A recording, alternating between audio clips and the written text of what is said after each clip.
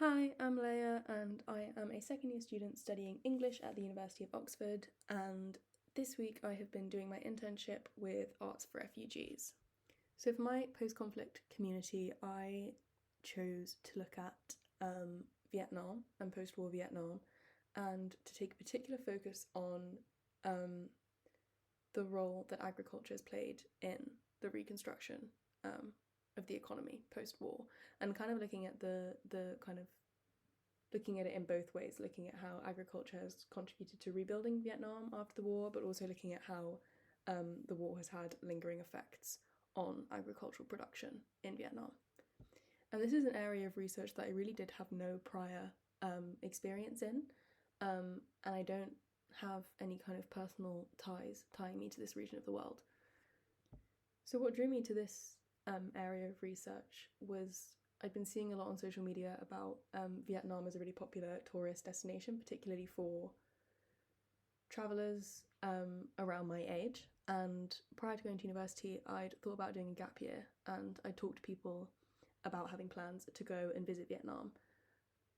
And I think I found it quite curious, and kind of internally I had this strange balance between seeing a lot of videos of people travelling to Vietnam and going out and partying and having a lot of fun, which looked amazing, but also being quite conscious of the fact that Vietnam has like a relatively recent history of war and conflict that actually I really didn't know enough about. So that's what kind of drew me into researching this topic, because I felt like I'd seen quite a lot of content about this country, but not done enough learning about its history. So I did a little bit of a deeper dive into the history there, and one of the things I was already aware of, but that I became kind of particularly interested in, was the use of herbicidal warfare, and the role that this played in destroying crop and cover for the North Vietnamese army. And this was a method employed by the US Army as part of their involvement in the war. And I think in conversation, when this topic gets brought up, the word that crops up most is Agent Orange. And this was actually only one of the chemicals that they used, but it's become particularly well known because it was only after its usage, a few years into its usage in the war, that the US realised the harmful effects it can have. So Agent Orange contained a toxic dioxin called dioxin TCDD, and this has been found to cause a range of diseases and illnesses, including cancer and cardiovascular diseases, and it's been found to have very damaging ecological effects.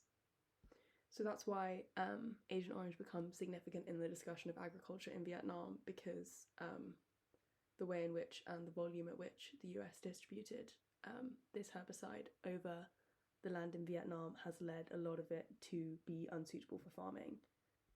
And as well as this, research suggests that there are other implications and negative effects of the land that has been used to farm, and that other animals and livestock are living off of, and the way in which that land has been contaminated with dioxin. So yeah, I kind of wanted to put two things in conversation. Firstly, looking at how different initiatives implemented by the government post-Vietnam War contributed and impacted agricultural production, but also simultaneously how the use of herbicidal warfare during the war has had a lingering impact and effect on agriculture in this post-war state. So firstly, I was looking at how agriculture itself was such a fundamental part of warfare. I've already gone over the role of Agent Orange, but also just thinking about how it was a really necessary part of keeping soldiers alive, and how rice production was really emphasised, particularly in North Vietnam during this period, as being a really important symbol of strength and unity for the army. And then looking to the agricultural situation post-war, the newly formed socialist state made a movement to collectivise farming. And this is something that had actually already begun in the late 50s in North Vietnam, but it was implemented on a much larger scale in the late 70s. So the idea here was that farmers would be organised into cooperatives, and that they would not have individual ownership of their land. So the idea was that what they farmed and what they produced would be redistributed and shared out. And this had a really negative impact on agricultural production in Vietnam. Incentives for farmers were really low, and subsequently there was really low yield during this period. So to kind of combat this, in the 80s, the Doi Moi reforms were introduced. And this shifted the country's centrally planned economy to a market-oriented economy, and this had really positive effects for the economy in Vietnam. And with this came a shift from collectivized farming to the right to private land use in farming, and also the right for farmers to sell their own surplus on the market. And with these reforms, Vietnam saw an increase from scarcity to surplus in relation to agricultural production. So this article looks at kind of the trajectory of that journey, and how agriculture went from kind of an issue of low yield to being really useful and economically beneficial to the country in post-war Vietnam.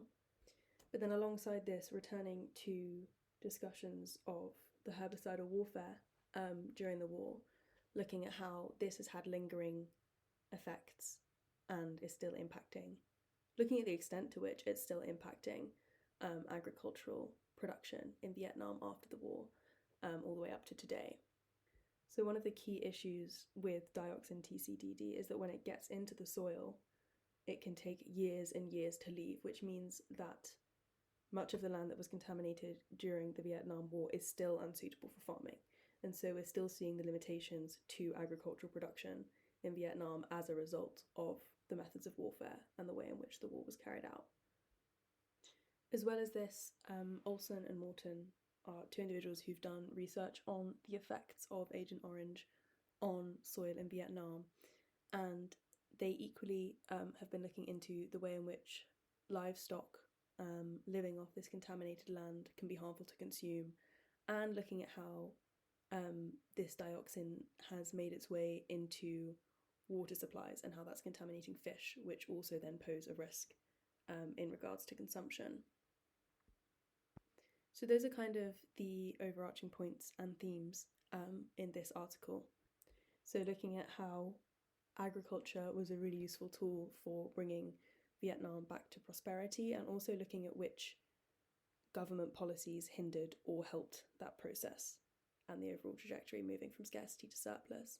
But equally, alongside that, how the agricultural production in Vietnam is still limited and is still seeing the impacts of the use of herbicidal warfare in the Vietnam War. So thank you very much for listening to this little bit of backstory as to why I chose to write this article and as to what themes it will cover. And I hope this has tempted you to want to find out a little bit more about this topic. If that is the case, please head to the Arts for Refugees website where you can find my article. Thank you very much.